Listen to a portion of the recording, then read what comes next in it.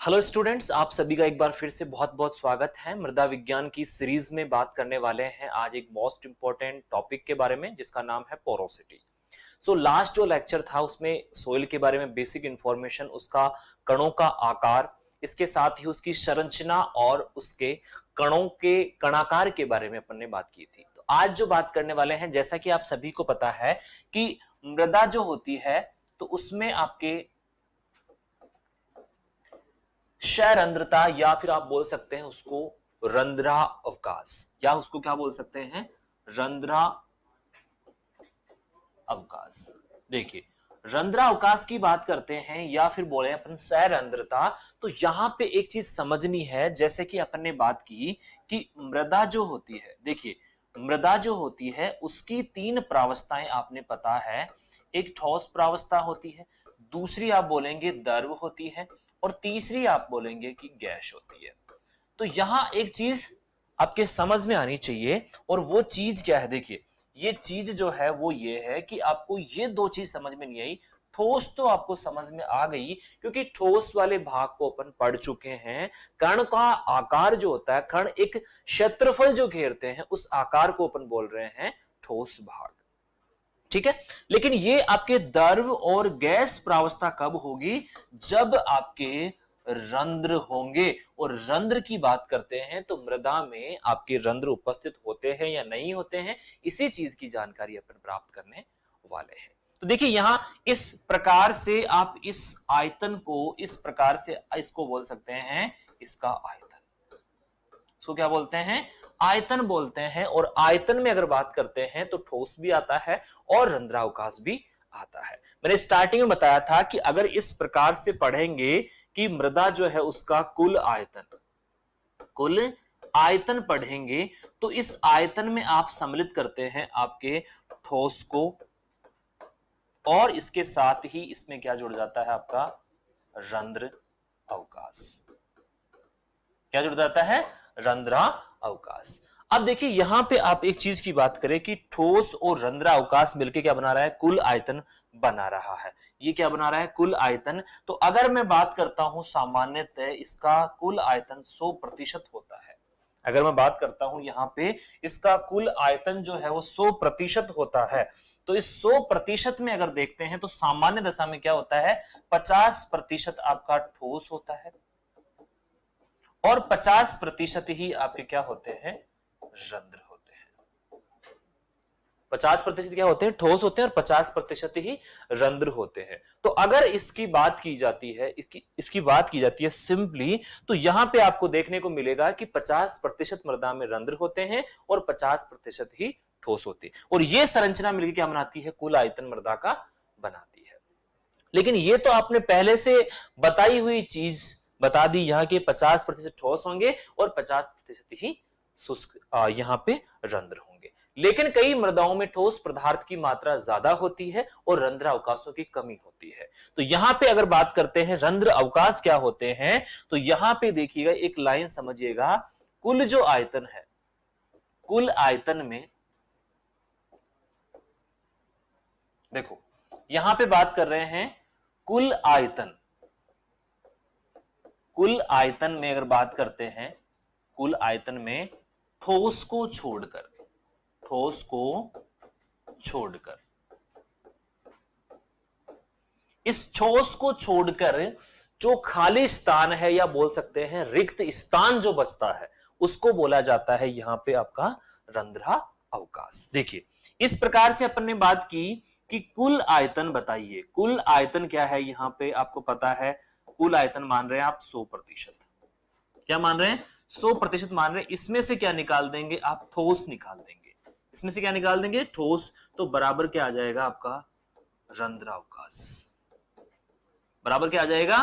रंध्रावकाश। तो यहां पे डेफिनेशन बनती है कि मृदा का कुल आयतन जो होता है, उस कुल आयतन में से ठोस पदार्थ को अगर आप निकाल देते हैं, ठोस ने जितना क्षेत्रफल घेरा है उसको आप निकाल देते हैं, तो जो बचा हुआ रिक्त भाग है उसको क्या बोलते हैं? आपका रंध्रावकाश बोलते हैं। ठीक है, तो यहां पे आपके पास में सिंपल यही है कि कुल आयतन, देखो, ठोस प्लस रंध्रा अवकाश, रंध्रा अवकाश जो होता है बराबर होता है कुल आयतन। बराबर क्या होता है? कुल आयतन। क्लियर? कोई दिक्कत नहीं है। अब देखिए यहां पे आपको एक चीज पता होनी चाहिए, सामान्य दशा में तो आपके रंध्रावकाश और ठोस क्या होते हैं? बराबर होते हैं। तो अगर मैं बात करता हूं यहां पे, तो यहां 50% तो क्या होगा? ठोस प्लस 50% क्या होगा? रंध्र, बराबर कुल आयतन क्या होगा? कुल बराबर 100% हो जाएगा। और ये क्या हो गया आपका कुल आयतन? क्या हो गया? ये कुल आयतन हो जाता है। ठीक है। अब ये तो कब बात हुई? जब सामान्य परिस्थितियों की बात की। अब देखिए आपके पास में कुल आयतन, ये आपको पता है कुल आयतन 100% है, इसमें से ठोस निकालेंगे। ये वाला भाग आपको निकालना है। और कितना है? क्योंकि हर प्रकार की मृदाओं में अलग अलग हो सकता है। तो यहां पे ठोस को निकालने के लिए पहले ठोस का ज्ञान होना या ठोस को निकालने का जो फॉर्मूला है वो भी जरूरी है आपको समझना। ठीक है। तो यहां पे आप बात करते हैं कि ठोस भाग कैसे निकालते हैं। देखो ठोस भाग कैसे निकालते हैं, ठोस का प्रतिशत कैसे निकाला जाता है। तो ठोस का प्रतिशत निकालने के लिए एक फॉर्मूला है, ठोस प्रतिशत बराबर बीडी अपॉन पीडी। ठीक है। बीडी और पीडी, और इसके साथ ही इसको प्रतिशत में निकालने के लिए 100 से मल्टीप्लाई भी करते हैं। अब यहां पे आपका बीडी का मतलब है बल्क डेंसिटी। Bulk density. और यहां पे आपका पीडी का मतलब है पार्टिकल डेंसिटी। देखो ये आपकी क्या हो गई? सॉइल का घनत्व हो गया। ये दोनों ही क्या है? आपके घनत्व है। और ये दोनों के दोनों घनत्व आप किस में पढ़ने वाले हैं? मृदा में पढ़ने वाले हैं, जो आगे अभी बात करने वाले हैं कि इन घनत्वों को कैसे निकाला जा सकता है। तो यहां पे इसका फॉर्मूला जो बनता है स्टूडेंट, इसका फॉर्मूला बनता है, ठोस भाग निकालने के लिए आपके पास में क्या होना चाहिए? ये फॉर्मूला होना चाहिए। तो यहां पे जो आंसर आएगा, इस आंसर को आप कैसे निकाल देंगे? इस 100 में से क्या कर देंगे? माइनस कर देंगे। 100 माइनस क्या कर देंगे? ठोस। तो बराबर क्या आ जाएगा आपका? रंध्र। ठीक है। अब आपने एक चीज तो समझी कि अगर आपके पास में कुल आयतन दिया हुआ है 100% और इसमें से ठोस आपने निकाल लिया इस फॉर्मूले से। अब आप बोलेंगे सर ये चीज क्या आ गई? इस चीज को भी समझाना पड़ेगा। पहले चीज देखते हैं, इसको बोलते हैं स्थूल घनत्व। इसको क्या बोलते हैं? स्थूल घनत्व। मृदा के दो प्रकार के घनत्व होते हैं और इसको बोला जाता है कण घनत्व।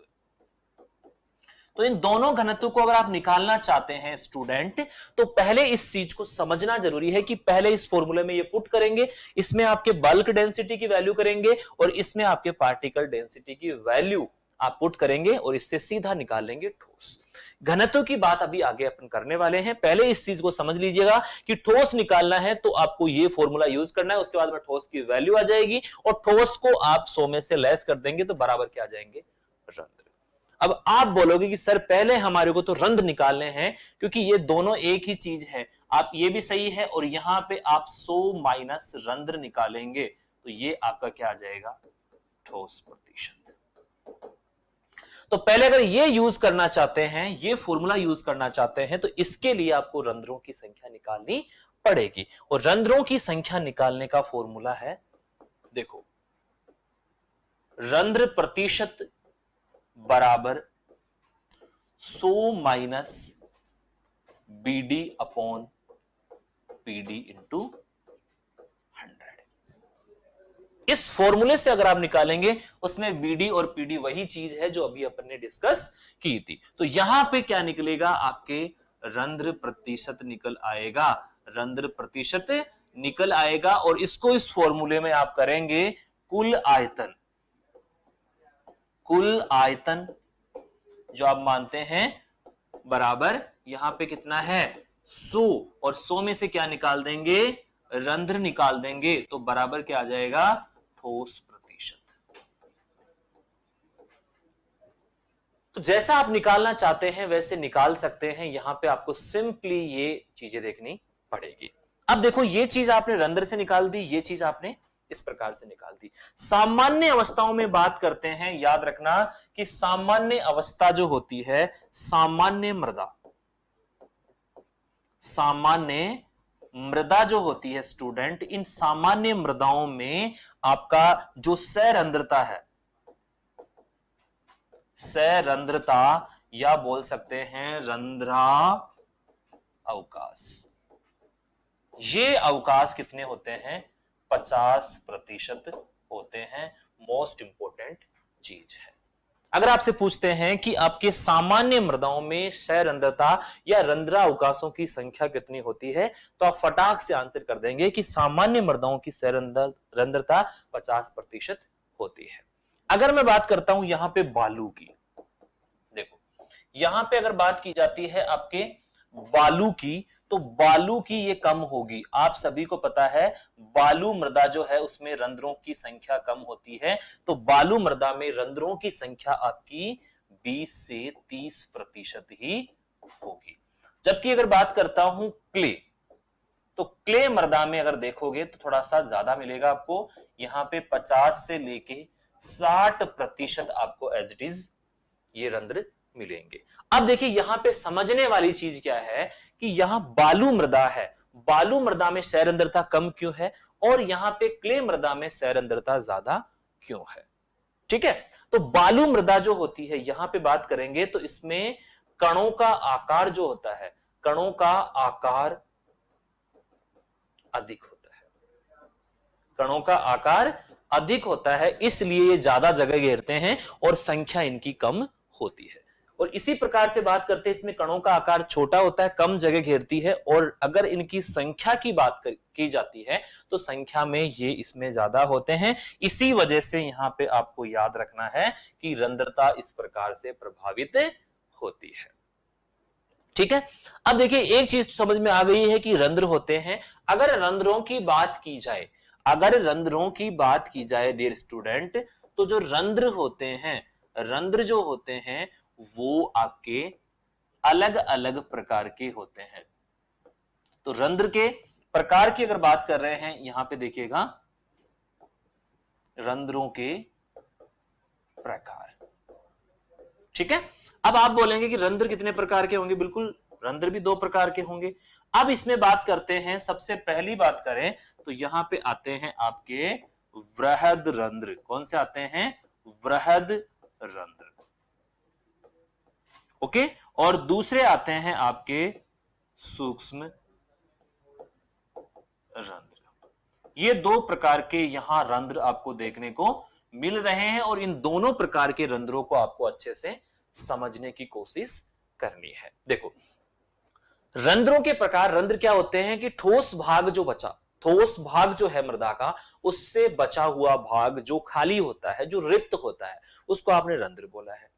ये अपन कैसे निकालते हैं ये भी देख चुके हैं, क्योंकि रंध्र और ठोस कुल मिला के क्या होते हैं, मृदा का कुल आयतन होता है 100%। सामान्यतः बात करते हैं तो 50-50 इनमें क्या होता है, इक्वल बांट दिया जाता है। 50% रंध्र होते हैं तो 50% ठोस भाग होता है। क्ले मृदाओं में रंध्र अवकाश ज्यादा हो सकते हैं और ठोस भाग कम हो सकता है। ठीक है, तो अगर बात करते हैं इस वृहद रंध्र की या सूक्ष्म रंध्र की, तो यहां पे इस चीज को समझने के लिए आपको एक चीज देखनी है कि यहां पे इनका आकार अगर देखते हैं तो आकार 60 माइक्रोन। देखो यहां पे बात कर रहे हैं, इनका आकार 60 माइक्रोन से अधिक होता है, से अधिक होता है। सिंपली यहां पे आकार ज्यादा है और इनका आकार 60 माइक्रोन से, माइक्रोन 60 माइक्रोन से कम होता है।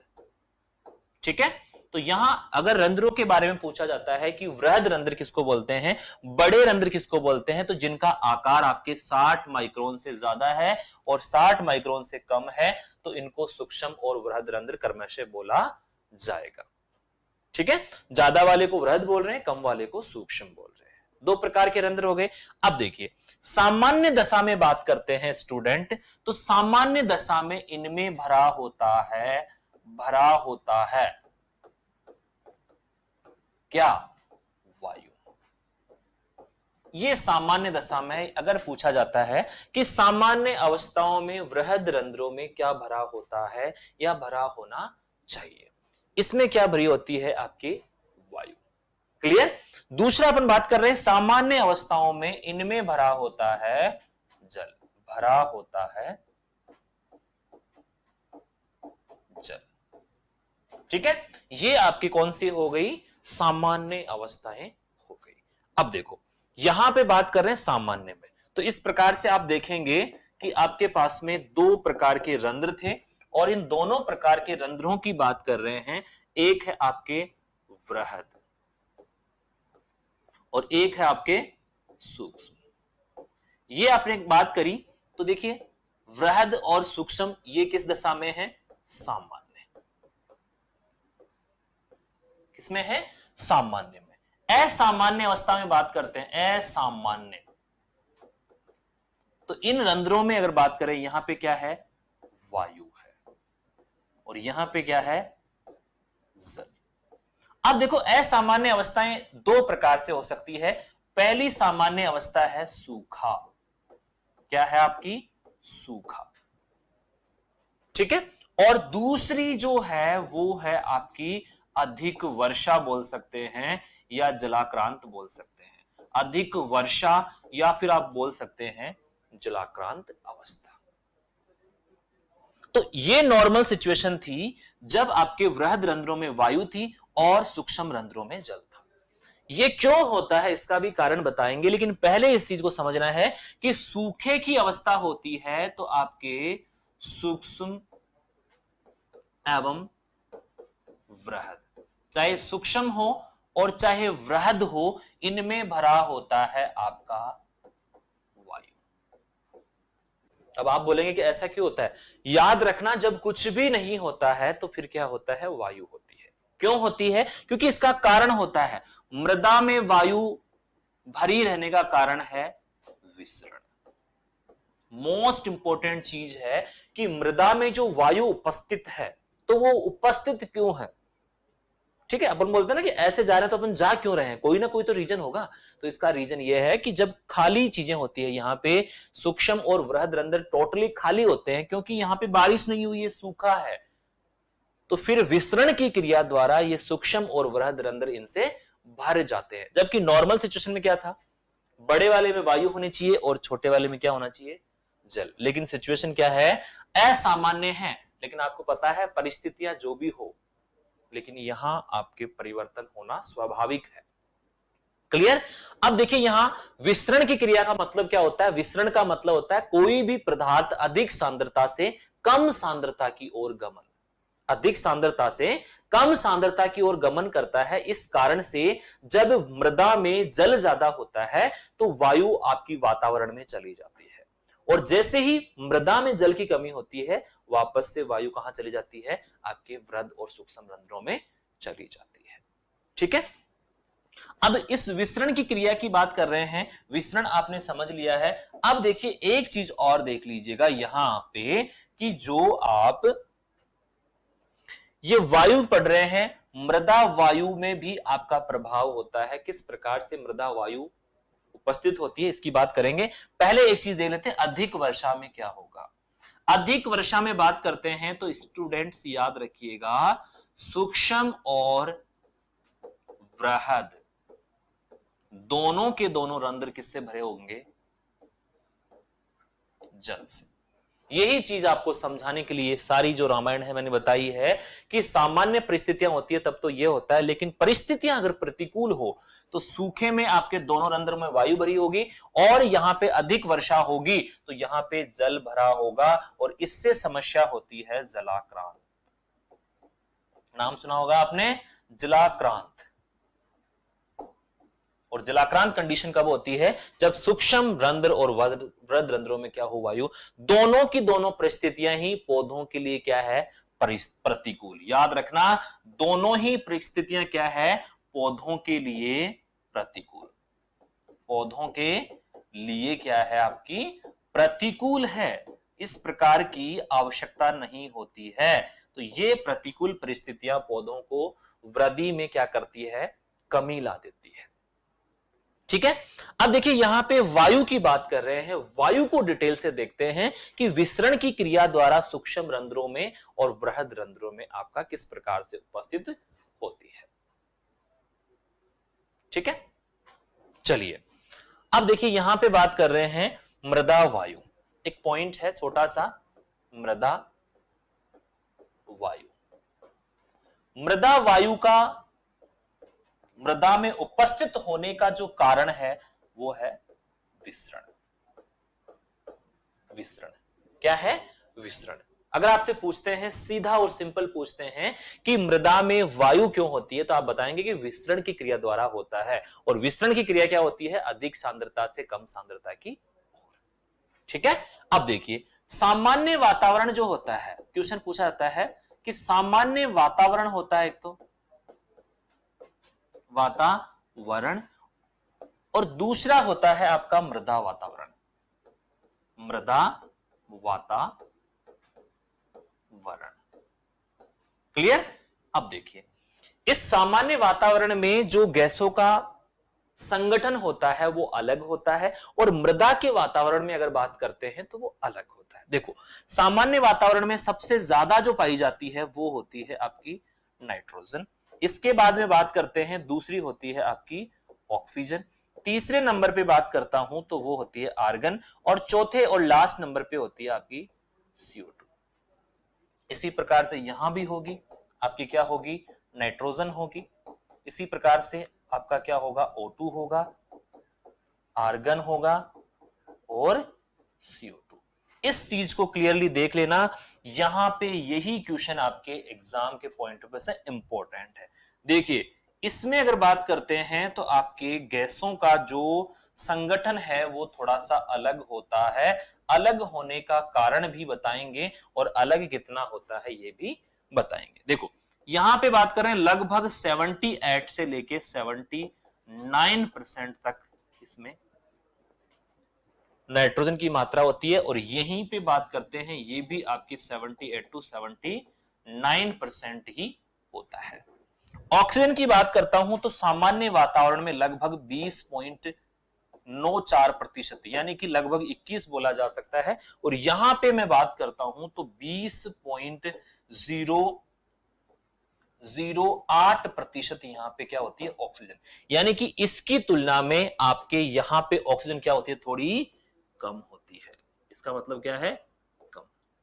किससे रिलेट कर रहे हैं? इसकी तुलना में सामान्य वातावरण जो होता है उसको अगर कंपेयर करें तो यहां पे ऑक्सीजन लेवल थोड़ा सा कम होता है। क्लियर? अब देखिए आर्गन की बात कर रहे हैं, यहां पे 0.93%, और यहां पे भी आपका 0.93%। क्लियर? कोई दिक्कत नहीं है। अब इसको यहां से अलग से देखते हैं कि आपका CO2 जो होता है सामान्य वातावरण में 0.03% होता है। बस यही याद रख लेना, कोई भी एग्जाम हो यही क्वेश्चन पूछा जाता है।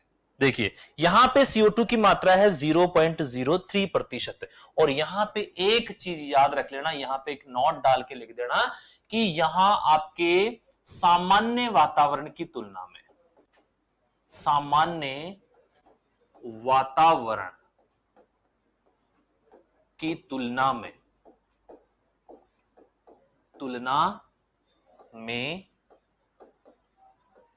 मृदा में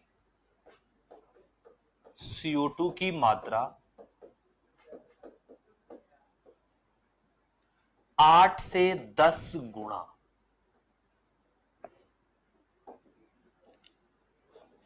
याद रखना 8 से 10 गुना अधिक होती है, अधिक होती है। पहले इस चीज को देख लेना कि अधिक होती है। तो यहां पे अगर इस वैल्यू को, ये वैल्यू है, इससे कंपेयर कर रहे हैं कि सामान्य वातावरण की तुलना में मृदा में CO2 की मात्रा 8 से 10 गुना, इस चीज को आप अच्छे से अंडरलाइन कर लेना, ये गुणा है, प्रतिशत नहीं है।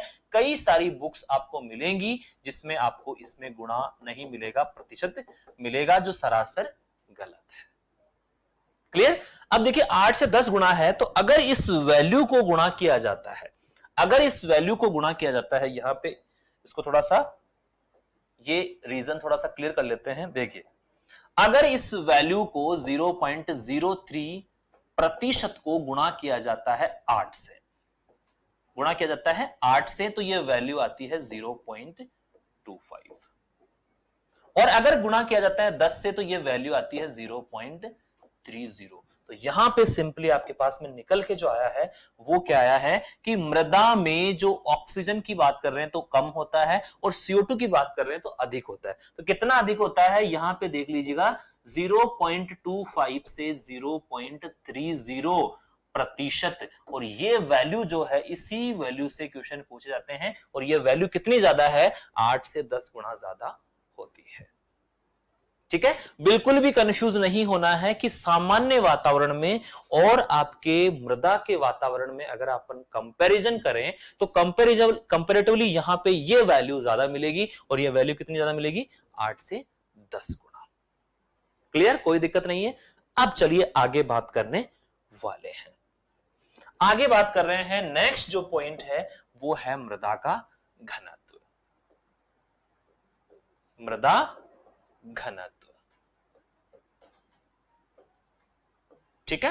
अब देखिए किसी भी पदार्थ का अगर अपन घनत्व निकालते हैं तो वहां पे सिंपली उस पदार्थ का भार और आयतन पता होना चाहिए। अपन किसी भी पदार्थ का क्या निकाल सकते हैं, घनत्व निकाल सकते हैं। देखो घनत्व का मतलब होता है, यहां अगर अपन बात कर रहे हैं मृदा की, अगर घनत्व की बात करते हैं, घनत्व का मतलब होता है आपका डेंसिटी, ठीक है। और डेंसिटी निकालने का फॉर्मूला जो होता है, ये डेंसिटी निकालने का जो फॉर्मूला होता है वो होता है मास अपॉन वॉल्यूम। ये फॉर्मूला होता है, याद रखिएगा। किसी भी पदार्थ का अपन क्या निकाल सकते हैं, डेंसिटी। यहां पे मास का मतलब है भार और वॉल्यूम का मतलब है आयतन। तो किसी पदार्थ के घनत्व की बात की जाए, डेंसिटी की बात की जाए, तो यहां पे D बराबर m/v हो जाएगा। ओके, इसमें मास का मतलब है भार उस पदार्थ का और उसका वॉल्यूम। तो यहां मृदा के घनत्व की बात करते हैं स्टूडेंट, दो प्रकार के घनत्व निकल के आते हैं। एक आता है आपका स्थूल घनत्व, एक क्या आता है, स्थूल, और एक आता है कण घनत्व। देखिए स्थूल घनत्व, और दूसरा आता है डियर स्टूडेंट कण घनत्व। ठीक है, किसी भी पदार्थ की बात करें तो यहां मृदा की बात कर रहे हैं, तो डेंसिटी निकालने का जो फॉर्मूला आप सभी को पता चल गया है कि मास बटा वॉल्यूम। और यहां पे मास किसका लेना है, सोइल का लेना है, और वॉल्यूम किसका लेना है, सोइल यानी कि मृदा का लेना है। तो आपके मृदा का घनत्व क्या हुआ, आपकी इकाई आयतन मृदा का जो आपने भार लिया है, इकाई आयतन मृदा का भार, और उसी के आयतन के अनुपात को क्या कहते हैं, मृदा का अनुपात कहते हैं। और मृदा की अगर बात कर रहे हैं तो दो आपके घनत्व आपके सामने आए हैं, आपके स्थूल घनत्व और आपके कण घनत्व। अब देखिए अगर मैं बात करूं यहां पे इस स्थूल घनत्व की, स्थूल घनत्व की, तो स्थूल घनत्व को बोला जाता है आपका बल्क डेंसिटी। क्या बोलते हैं, बल्क डेंसिटी, और इसको शॉर्ट में लिखते हैं अपन BD। और इसी प्रकार से बात करते हैं, इसको बोला जाता है कण घनत्व, और इसको बोला जाता है पार्टिकल डेंसिटी। क्या बोलते हैं, पार्टिकल डेंसिटी, इसको शॉर्ट में बोला जाता है PD। अभी अपन ने इस फॉर्मूले में यूज किया था जब आपने रंध्र और ठोस प्रतिशत निकाला था, BD/PD। तो अब डिटेल से जानने वाले हैं कि ये घनत्व आपका कौन कौन सा होता है, किस प्रकार से इस घनत्व को निकाला जा सकता है। ठीक है, तो चलिए बात करते हैं। सबसे पहले अपन लेते हैं आपका स्थूल घनत्व। क्या लेते हैं, स्थूल घनत्व लेते हैं। और इस घनत्व की अगर बात करें सिंपली तो इसको बोला जा रहा है बीडी, यानी कि बल्क डेंसिटी। इसके साथ ही एक चीज और बोला जाता है, इसको अलग उससे दर्शाते हैं, इसको बोला जाता है आभासी घनत्व। क्या बोला जाता है? आभासी घनत्व। देखिए, अब ये आभासी घनत्व वाला सिस्टम है, आप बोलेंगे कि ये क्या चीज है? बिल्कुल, ये बहुत ही चीज इंपॉर्टेंट है। ठीक है, बीडी बोल रहे हैं इसको, बल्क डेंसिटी इसको सिंपली बोल ही रहे हैं, स्थूल घनत्व, और इसके साथ ही इसको आभासी घनत्व क्यों बोला गया है, इसका रीजन अभी बात करने वाले हैं। चलिए सबसे पहले बात करते हैं, यहां पे एक चीज लिखेंगे कि इसको निकाला कैसे जा सकता है। तो यहां घनत्व का फॉर्मूला क्या होता है, अभी अपन ने बात करी कि घनत्व निकालने का फॉर्मूला आपके पास में है, घनत्व बराबर भार अपॉन आयतन। ठीक है, भार अपॉन आयतन से क्या निकाल सकते हैं? घनत्व निकाल सकते हैं मृदा का। अब इसमें कौन सा घनत्व निकालना है? स्थूल घनत्व। तो स्थूल घनत्व निकालने का फॉर्मूला क्या हो जाएगा? भार अपॉन आयतन। अब इसमें जो आप भार ले रहे हैं वो आप सूखी हुई मृदा का लेते हैं। अब देखिए यहां पे भार लेंगे शुष्क मृदा का। देखो यहां पे भार ले रहे हैं शुष्क मृदा का। इसमें मृदा जो है उसको 105 डिग्री सेंटीग्रेड ओवन में सुखाते हैं। किसमें सुखाते हैं? ओवन में। उस ओवन में सुखाई हुई मृदा का अपन ने क्या लिया है? भार लिया है। तो देखिए यहां पे भार जो ले रहे हैं वो तो आपने ओवन में सुखाई हुई मृदा का लेते हैं और उसी में लेते हैं आयतन। अब आपको पता है कि आयतन जो होता है, मृदा का कुल आयतन जो होता है उसमें क्या होता है? ठोस प्लस में क्या होता है? रंध्र। आ गया समझ में कि आयतन जो होता है, मृदा का कुल आयतन होता है 100%। मान लीजिए 100% होता है, उसमें आधा ठोस आधा रंध्र, या दोनों रंध्र और ठोस मिलकर क्या बनाते हैं? कुल आयतन बनाते हैं। तो अगर आपने ये जो भार निकालना है, आपको ये घनत्व निकालना है, तो आप क्या लेते हैं? इकाई आयतन की शुष्क मृदा लेते हैं और उसके आयतन में आपने ठोस और रंध्र दोनों को सम्मिलित किया है। ठीक है, तो इसमें आयतन जो ले रहे हैं उसमें ठोस को भी इंक्लूड कर रहे हैं और रंध्र को भी इंक्लूड कर रहे हैं। और यहां पे यही चीज आपके एग्जाम में पूछी जाती है कि कौन से आयतन में, कौन से घनत्व के आयतन में आप दोनों चीजों को सम्मिलित कर रहे हैं। और दोनों चीजों का सम्मिलित करने से यहां पे थोड़ा सा एरर आ जाता है। देखिएगा ये एरर कौन सा आ रहा है, देखो यहां पे आप क्या निकाल रहे हैं? घनत्व निकाल रहे हैं, और यहां पे इसका नाम क्या दिया गया है? आभासी। अब आपने एक मृदा ली है, उसका भार लिया है, वो कौन सी मृदा है? शुष्क मृदा। ठीक है, कोई दिक्कत नहीं है, और उसी का आप क्या ले रहे हैं? आयतन ले रहे हैं। अब देखिए इसमें आपका जो ठोस भाग है उसका भार भी होगा और वो एक जगह भी घेरेगा, वो जगह भी घेर रहा है और उसका एक भार भी है। लेकिन यहां पे थोड़ा सा एरर आ जाएगा कि रंध्रों का आपका जगह घेरने का काम तो है, रंध्र जगह तो घेर रहे हैं, लेकिन इसमें भार में कोई परिवर्तन नहीं होगा। रंध्र ज्यादा होंगे तो भी कोई ज्यादा भार नहीं होगा, क्योंकि रंध्रों का केवल आयतन होता है, रंध्रों का कोई भार नहीं होता। इसीलिए इसका नाम दिया गया है आभासी। वापस से रिपीट कर देता हूं कि इसको आभासी बोला जाता है, भार अपॉन आयतन ले रहे हैं। तो भार आप लेंगे, जब ठोस का ले लेंगे, आप भार रंध्रों का लेंगे तो रंध्रों का कोई भी भार नहीं होता है, रंध्रों का कोई भी भार नहीं होता है। कोई खाली चीज को तोला नहीं जा सकता, कोई भी खाली चीज है उसको तोला नहीं जा सकता है। तो यहां पे याद रखिएगा कि ठोस और रंध्र अवकाश जो आप सम्मिलित करते हैं, इकाई आयतन की जो शुष्क मृदा आपने ली है जिसमें आयतन में आप ठोस और रंध्र दोनों को सम्मिलित कर रहे हैं, उस घनत्व को बोला जाता है स्थूल घनत्व। ठीक है, इसको क्या बोल रहे हैं? आभासी बोल रहे हैं। और सामान्य मृदाओं की बात करते हैं तो सामान्य मृदाओं की जो बीडी, देखो यहां पे लिख देता हूं सामान्य, सामान्य मृदाओं की बीडी होती है, मृदाओं की बीडी।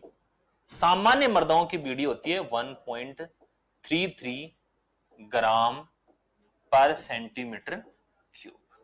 ये इसका मापने का इकाई होता है। ये क्या होता है आपका इकाई, कि सामान्य जो मृदा होती है उसकी अगर बात करते हैं वैल्यू की, तो वो होती है 1.33 ग्राम पर क्यूबिक सेंटीमीटर। ठीक है, एक चीज और याद रखना, यहां पे आपके इस आयतन की विशेष तौर पे बात कर रहे हैं। आयतन में आपके दोनों पदार्थ सम्मिलित किए गए हैं और भार भी दोनों का ही ले रहे हैं। तो इकाई आयतन मृदा का शुष्क भार और उसमें आयतन में रंध्र और आपके ठोस दोनों को सम्मिलित किया गया है, उसको बोला जाता है स्थूल घनत्व। और इसको आभासी बोला जाता है बिकॉज रंध्रों का भार नहीं होता है, आयतन होता है केवल। ठीक है, सामान्य मृदाओं की क्या होती है, बीडी या पीडी। बीडी जो होती है वो होती है 1.33 ग्राम पर सेंटीमीटर क्यूब। ठीक है, अब आगे चलते हैं, आगे बात कर रहे हैं। तो आगे आपका पॉइंट आता है, वो आता है आपका पीडी। पीडी जिसको बोल रहे हैं आप पार्टिकल डेंसिटी, पार्टिकल डेंसिटी यानी कि कण घनत्व। ओके, इस कण घनत्व को दूसरा नाम भी दिया गया है और इसका दूसरा नाम है स्टूडेंट वास्तविक, वास्तविक घनत्व। इसका वास्तविक घनत्व क्यों दिया गया है, यानी इसको बोला जाता है आपका रियल डेंसिटी। ये चीज याद रखना इसको, बस रियल डेंसिटी इसको बोला जा रहा है। अब देखो, इसको निकालने का भी एक फॉर्मूला होगा, इसको निकालने के लिए भी एक फॉर्मूला होता है। यहां पे निकाल रहे हैं घनत्व, और यहां पे घनत्व का फॉर्मूला क्या होता है, भार अपॉन आयतन। देखो, इस आयतन की विशेष तौर से आपको चर्चा करनी है। जैसे आपने बीडी निकालने के लिए जो स्थूल घनत्व है वो निकालने के लिए आयतन लिया था, तो उसमें ठोस और रंध्र दोनों लिए थे, लेकिन इसमें आयतन जो लेते हैं उसमें केवल और केवल ठोस लेते हैं, रंध्र अवकाशों को सम्मिलित नहीं किया जाता है। यहां पे लिख देता हूं रंध्र अवकाश, रंध्र अवकाश आयतन में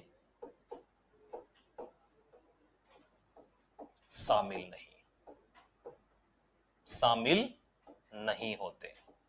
ओके, ये चीज आपको याद रखना। तो इकाई आयतन, आपने जो भार लिया है उस भार को आप आयतन में, उसका आयतन देखेंगे, उसका भार देखेंगे, और यहां पे देखिएगा, यहां पे एक चीज देखिएगा कि केवल और केवल ठोस का आपको मतलब है, ठोस का ही भार ले रहे हैं, ठोस का ही आयतन ले रहे हैं, केवल किसी से मतलब नहीं है, रंध्र अवकाशों से कोई मतलब नहीं है आपको, केवल और केवल किससे है, ठोस से। तो इसीलिए इसको बोला जाता है केवल कण, कण घनत्व। और कण घनत्व का मतलब होता है केवल और केवल कणों का भार और कणों का आयतन। इस घनत्व को बोला जा रहा है कण घनत्व। और ये क्या है आपका, वास्तव में आपकी मृदा क्या है वो बता रहा है, इसीलिए इसको क्या बोलते हैं, वास्तविक घनत्व। सामान्य मृदाओं की अगर मैं बात करता हूं, तो सामान्य मृदाओं का, सामान्य मृदाओं की, इसको शॉर्ट में लिख देंगे अपन पीडी। सामान्य मृदाओं की जो पीडी होती है स्टूडेंट, वो आपकी, आप बोल सकते हैं सामान्य मृदाओं की पीडी आपकी कितनी होती है, बीडी की आधी होती है। कितनी होगी, आधी। अब आप इसको चीज को समझ नहीं पाए।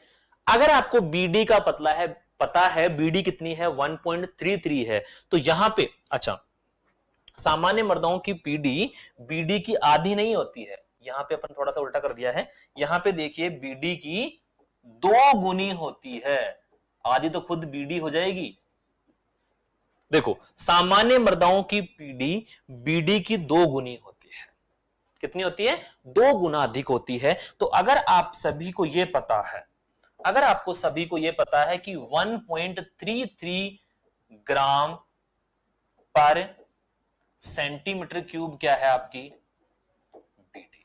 तो इसकी 2 गुनी वैल्यू क्या हो जाएगी यहां पे 2.66 ग्राम पर सेंटीमीटर क्यूब। यह सामान्य मृदाओं की पीडी होती है। यह सामान्य मृदाओं की क्या होती है स्टूडेंट पीडी होती है। ये आपने देखा।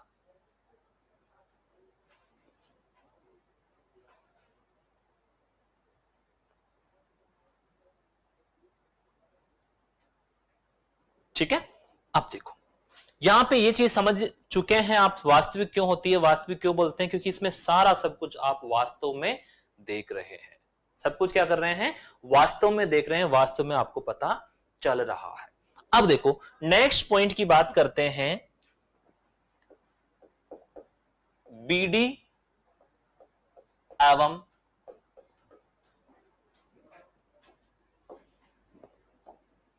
पीडी पर प्रभाव।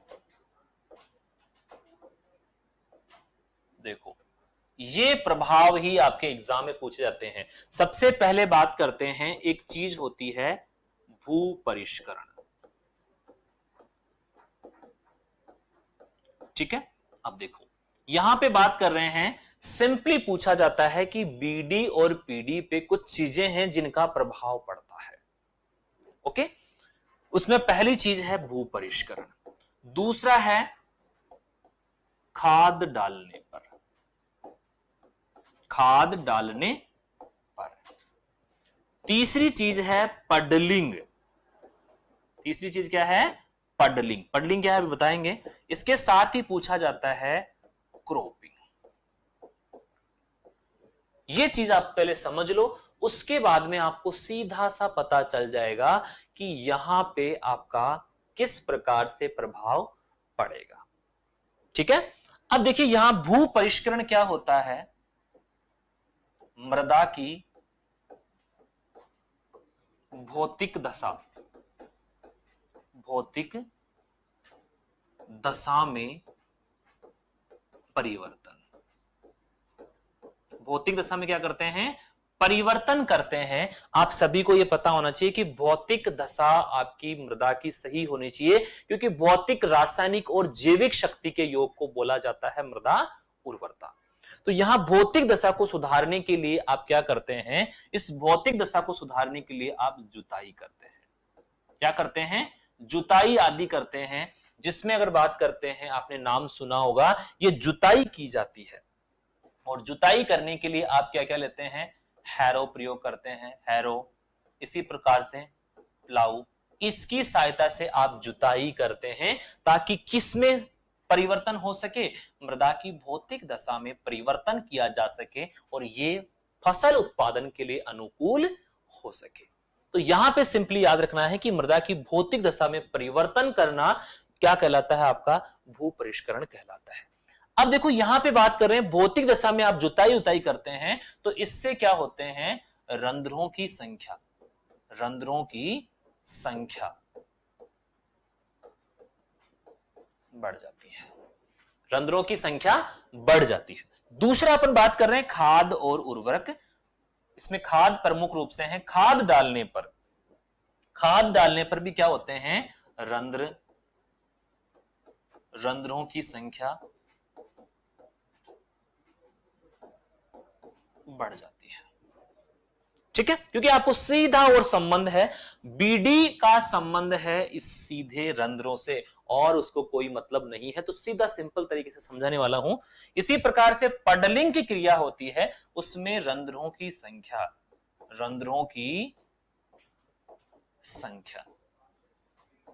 इसमें थोड़ा उल्टा होता है। इसमें रंध्रों की संख्या कम हो जाती है। और क्रॉपिंग यानी कि फसल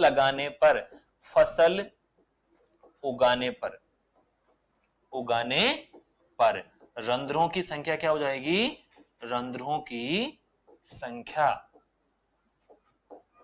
ये भी कम हो जाएगी। तो एक चीज आप समझ लीजिएगा यहां पे भू परिष्करण करने से रंध्रों की संख्या क्या हो रही है बढ़ रही है। खाद डालने पे रंध्रों की संख्या क्या हो रही है बढ़ रही है। पडलिंग करने से क्या हो रहा है, रंध्रों की संख्या कम हो रही है, और क्रॉपिंग करने से भी रंध्रों की संख्या कम हो रही है। तो रंध्रों से मतलब है और किसी से मतलब नहीं है। अब चलिए आगे चलते हैं, इस आगे चलने पर ही आप इसको समझ पाएंगे। आपने अभी देखा कि बीडी क्या है, बीडी बराबर क्या है आपका भार बटे आयतन, भार बटे आयतन। और इस आयतन में बात करता हूं तो यहां पे ठोस है प्लस क्या है, रंध्र। ठीक है, इसी प्रकार से मैं बात करता हूं तो दूसरी जो चीज है वो है आपकी पीडी। दूसरी चीज क्या है बेटा, पीडी। देखो इस पीडी की मैं बात करता हूं तो यहां पे क्या है आपका भार है, और दूसरी चीज क्या है, आयतन। दूसरी चीज क्या है, आयतन, और इस आयतन में क्या है आपके ठोस। तो एक चीज बताइएगा, यहां पे रंध्र जो है वो बढ़ेंगे और घटेंगे, कुछ भी हो सकता है, बढ़ भी सकते हैं घट भी सकते हैं। तो यहां पे कौन सी वैल्यू में परिवर्तन आएगा, यहां पे आयतन जो कम ज्यादा होगा वो किसका होगा, यहां पे आयतन ज्यादा होगा या कम होगा, किसका होगा। रंध्रों के बढ़ने या घटने से केवल इसमें परिवर्तन आएगा, इस आयतन में परिवर्तन आएगा। यहां पे रंध्रों से कोई मतलब भी नहीं है, चाहे वो बढ़े तो सही, नहीं बढ़े तो और भी सही। तो यहां पे रंध्रों के बढ़ने या घटने से कोई प्रभाव नहीं पड़ता है। तो याद रखिएगा, इस चीज को समझिएगा कि रंध्रों का, यहां पे लिख लीजिएगा, रंध्रों के घटने या बढ़ने पर, घटने या बढ़ने पर, बढ़ने पर पीडी पर कोई प्रभाव नहीं पड़ता। लिख लेंगे आप, पड़ता। इसका तो चैप्टर क्लोज होगा यहीं पे कि पीडी जो है उस पे रंध्रों के घटने या बढ़ने से कोई प्रभाव नहीं पड़ता, क्योंकि उसके आयतन में रंध्र सम्मिलित ही नहीं है। उसके घनत्व में आप जब निकालते हैं तो आयतन में केवल ठोस से मतलब है, ठोस बढ़ेंगे या घटेंगे तो प्रभाव पड़ेगा, रंध्रों के बढ़ने या घटने से कोई प्रभाव नहीं पड़ेगा। तो यहां पे याद रखिएगा, पीडी आपकी परिवर्तित नहीं होती है फसल उगाने से, खाद उर्वरक डालने से, भू परिष्करण करने से, या फिर पडलिंग, इन सभी का कोई प्रभाव नहीं पड़ता। क्लियर, तो ये आप सीधा सा लिख देंगे। अब बात आती है तो प्रभाव पड़ेगा तो भाई इस पे पड़ेगा, ये कम होंगे ज्यादा होंगे तो इसका आयतन कम ज्यादा होगा, और इसका कम आयतन ज्यादा होगा, ज्यादा कम होगा तो उससे आपकी ये जो वैल्यू है 1.33 वाली, इस वैल्यू में उतार हो सकता है, चढ़ाव हो सकता है। ठीक है, अब देखिए एक चीज आप इसके याद रखेंगे, इसके लिए सिंपल सी चीज याद रखेंगे, रंध्र वर्सेस बीडी, इस प्रकार से आप लिख देंगे, आपको समझ में आ जाएगा। यानी कि रंध्र और बीडी जो होते हैं वो आपस में क्या होते हैं, अपोजिट होते हैं, व्युत्क्रमानुपाती होते हैं। इन दोनों का संबंध अगर बात करते हैं तो दोनों का संबंध उल्टा होता है। यानी कि एक चीज बढ़ेगी तो दूसरी चीज क्या होगी, घट जाएगी। एक चीज घटेगी तो दूसरी बढ़ जाएगी। तो यहां पे एक चीज आपने अभी देखी थी कि जो भी आपके भू परिष्करण की बात कर रहे थे, भू परिष्करण में क्या हो रहा था भाई, भू परिष्करण में बताइएगा, इसी प्रकार से खाद डालने पे क्या हो रहा था, खाद डालने पे, खाद डाल रहे थे खेत में, पडलिंग कर रहे थे ना, पडलिंग, पडलिंग चावल में की जाती है बेसिकली, और इसी प्रकार से आप क्या कर रहे थे, क्रॉपिंग। तो यहां पे आप सभी को पता चल चुका है कि यहां आपके क्या बढ़ रहे थे, रंध्र, रंध्र क्या हो रहे थे, ज्यादा। तो रंध्र ज्यादा होंगे तो बीडी क्या हो जाएगी भाई, कम। यही तो चीज बताई मैंने यहां पे कि दोनों का संबंध उल्टा है, एक बढ़ रहा है तो दूसरा घट जाएगा। तो भू परिष्करण में क्या होता है, जब आप जुताई वगैरह करते हैं तो उसमें रंध्रों की संख्या बढ़ जाती है, तो यहां पे बीडी क्या हो जाती है, कम हो जाती है। ठीक है। इसी प्रकार से मैं बात करूं तो खाद डालने पे क्या होता है, इसमें भी रंध्र क्या हो जाएंगे, बढ़ जाएंगे, तो बीडी क्या हो जाएगी भाई, कम हो जाएगी। पडलिंग में क्या हो रहा है, रंध्रों की संख्या में गिरावट, रंध्रों की संख्या घट रही है, तो यहां पे क्या हो जाएगा, फिर यहां पे उल्टा हो जाएगा, बीडी क्या हो जाएगी, बढ़ जाएगी, क्योंकि कोई घटेगा तो कोई तो बढ़ेगा। इसी प्रकार से मैं बात करता हूं क्रॉपिंग में, तो क्रॉपिंग में भी सेम रूल लागू होगा, रंध्रों की संख्या कम होती है तो बीडी ऑटोमेटिकली बढ़ जाती है। बस यही चीज आपको समझनी है कि रंध्रों की संख्या कम या ज्यादा होना, यानी कि रंध्र वर्सेस बीडी। ठीक है, तो रंध्र वर्सेस बीडी आपका क्या है, यहां पे आपको पता चल गया है। अब देखिए यहां पे बात कर रहे हैं, आपको सामान्यतः याद रखना है कि आपका बीडी और पीडी, इसके लिए आप याद रख सकते हैं, या तो आप बोल सकते हैं, सिंपल सी लाइन है, आप बोल सकते हैं बीडी पीडी की आधी होती है, आधी होती है। ये लाइन क्या है, सही है, यानी कि बीडी जो होती है, बीडी जो होती है वो पीडी क्या होती है, आधी होती है। अब देखिए यहां पे आपकी बीडी होती है वो 1.33 होती है, 1.33 होती है, जबकि बात कर रहे हैं ये होती है आपकी 2.66। इकाई की बात कर रहे हैं तो इकाई होता है, इकाई, यहां पे इकाई को अलग से लिख लेना, इकाई जो होती है वो होती है ग्राम पर सेंटीमीटर क्यूब।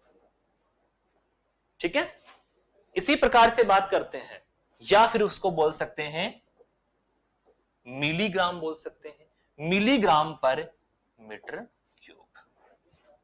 इसी प्रकार से बोला जा सकता है कि पीडी बीडी की 2 गुनी हो सकती है, 2 गुनी होती है, 2 गुनी होती है, तो यहां पे ये वैल्यू क्या हो जाएगी, उल्टी हो जाएगी। इसी प्रकार से बात कर रहे हैं तो रंध्र ज्यादा होने चाहिए, सामान्यतः रंध्र क्या होने चाहिए, ज्यादा होने चाहिए, और बीडी क्या होनी चाहिए, कम होनी चाहिए, फसल उत्पादन के लिए। याद रखना, इसको लिख देता हूं मैं यहां पे, फसल उत्पादन के लिए, फसल उत्पादन के लिए, फसल उत्पादन के लिए यह सिचुएशन होना बेहद जरूरी है, जिसमें आपका रंध्र ज्यादा हो और बीडी कम हो, क्योंकि बीडी ज्यादा होगी तो मृदा में कठोरपन आ जाएगा, मृदा में क्या आ जाएगा, कठोरपन आ जाएगा। सो इस लेक्चर में अपन ने बेसिकली जो बात की है वो पोरोसिटी, सॉइल पोरोसिटी और सॉइल की डेंसिटी की बात की है। आई होप आप सभी को इस सेशन ने अच्छे से प्रिपेयर कर लिया होगा, और अगर इसमें कोई डाउट है, अभी तक भी कोई डाउट है, ये सारी चीजें मैंने बता दी है, तो आप जरूर बताइएगा। जब भी आपके डाउट सेशंस होंगे तो उसमें आपको इस प्रकार के आंसर भी किए जाएंगे। चलिए स्टूडेंट, मिलते हैं नेक्स्ट वीडियो में, आज के लिए इतना ही। Thank you so much.